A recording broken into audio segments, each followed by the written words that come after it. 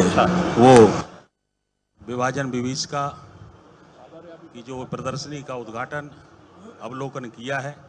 उसके विषय में सबका प्रकाश डालें।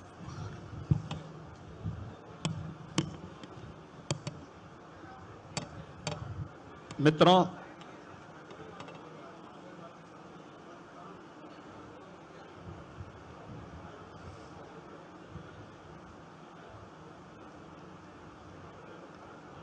आज पूरा देश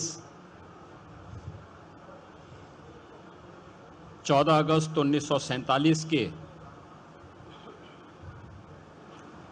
उस भीषण त्रासदी का स्मरण कर रहा है जिसे आदरणीय प्रधानमंत्री जी ने 2021 में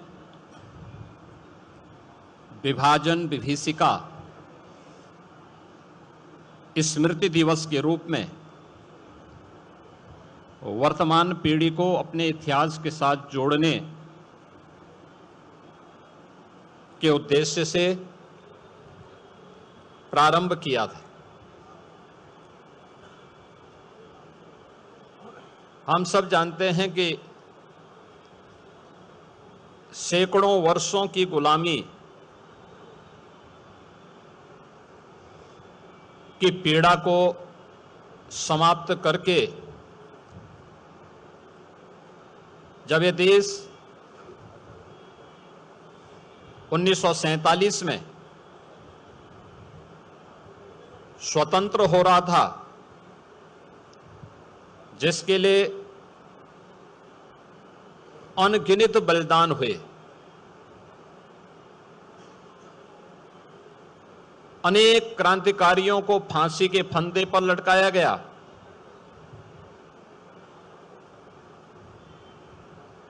देश के स्वतंत्रता संग्राम सेनानियों को अमानवीय यातनाएं दी गई,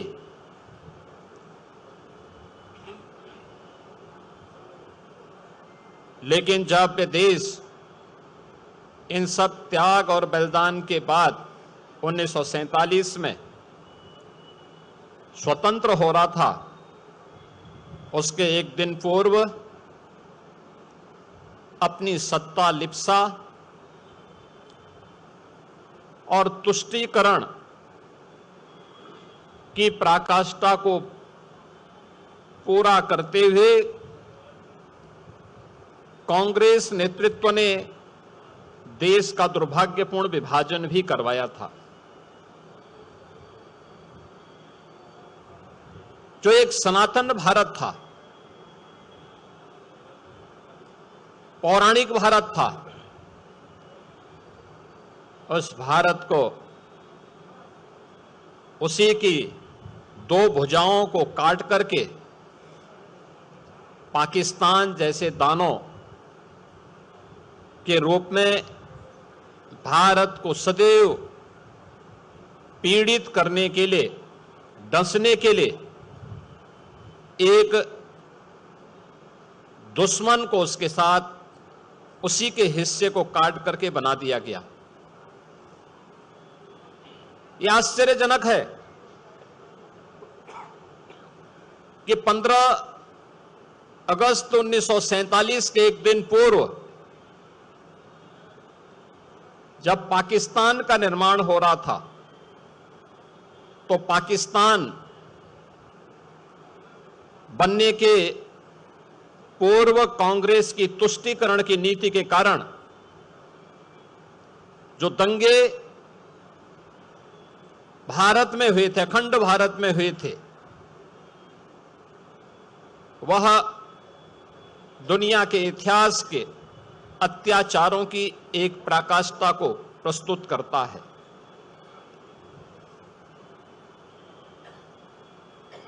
जो पश्चिमी पाकिस्तान था, उस पाकिस्तान में लाहौर हो या कराची, रावलपिंडी हो या मुल्तान, इन सभी क्षेत्रों को हिंदू विहीन बनाने के लिए, सिख विहीन बनाने के लिए, बौद्ध विहीन बनाने के लिए एक अभियान उस समय की कांग्रेस की तुष्टीकरण की नीति पर चलने वाली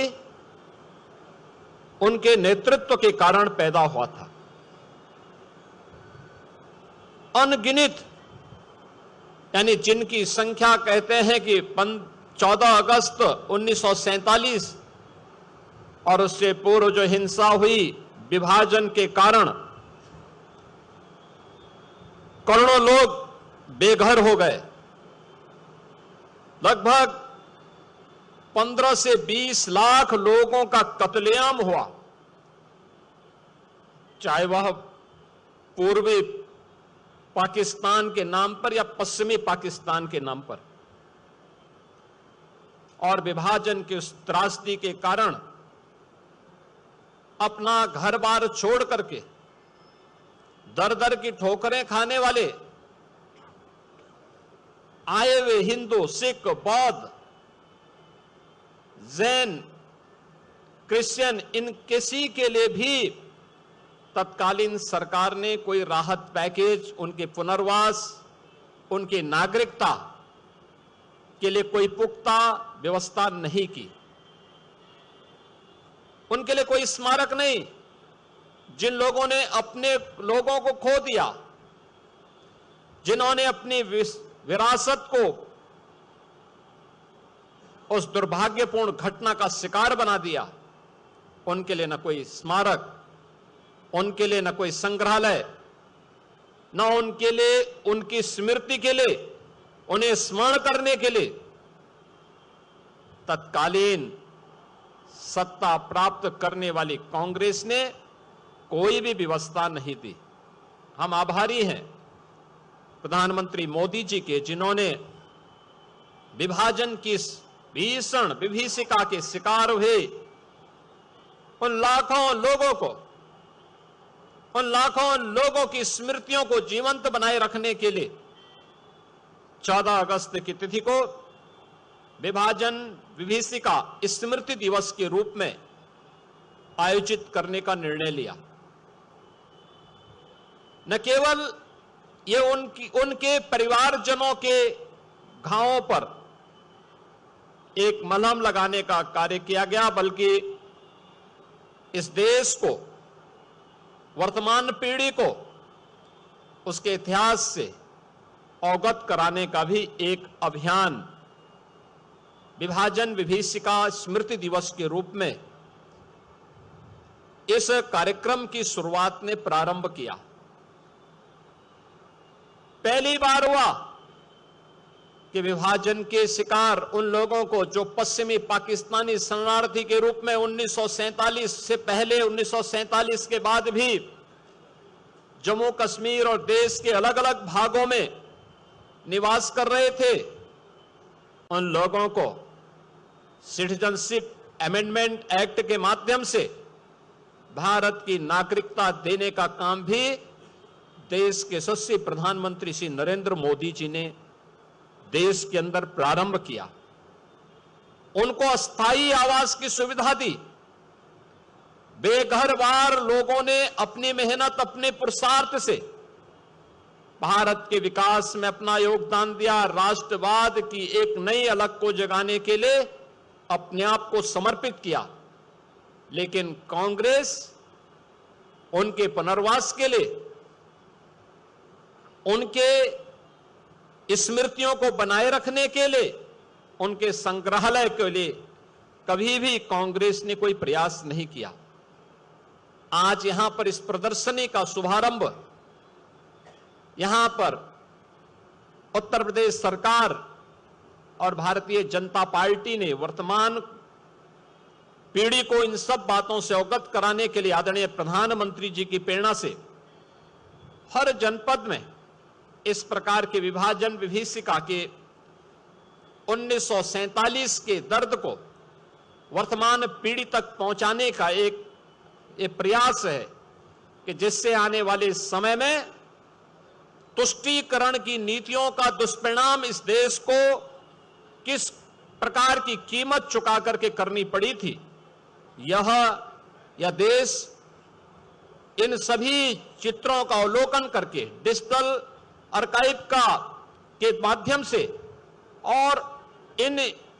यहां पर लगी हुई प्रदर्शनियों के माध्यम से, हर जनपद में लगी हुई प्रदर्शनियों के माध्यम से अवगत हो सके, अपने वर्तमान को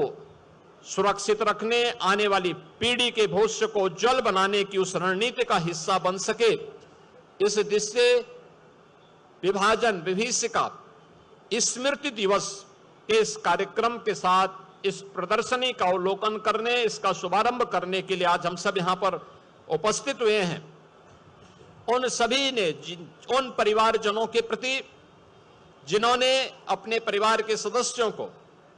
इस भीषण विभीषिका में खोया था, उनकी स्मृतियों को मैं नमन करता हूं। उत्तर प्रदेश सरकार की ओर से उन्हें विनम्र श्रद्धांजलि भी अर्पित करता हूं। और आदरणीय प्रधानमंत्री जी ने सीए के माध्यम से उन परिवारों के पुनर्वास के लिए जो योजना बनाई है, उत्तर प्रदेश सरकार ने भी इस बात को सुनिश्चित किया है कि सीए के अंतर्गत हम उन सभी परिवारों को जो उत्तर प्रदेश के अंदर रह रहे हैं, जिन्होंने विभाजन की त्रासदी या उसके उपरांत पाकिस्तान में, बांग्लादेश में या फिर अफगानिस्तान में उन भीषण यातनाओं को सहने के बाद हिंदुस्तान में शरण ली और सिटीजनशिप अमेंडमेंट एक्ट के अंतर्गत वे पात्रता की श्रेणी में आते हैं, उन सबको जमीन के पट्टे उपलब्ध करवाने, उनके उचित पुनर्वास की व्यवस्था के लिए उत्तर प्रदेश सरकार प्रतिबद्ध है। इस विश्वास के साथ विभाजन विभीषिका के शिकार हुए उन लाखों परिवारों के प्रति, उन लाखों बहनों, माताओं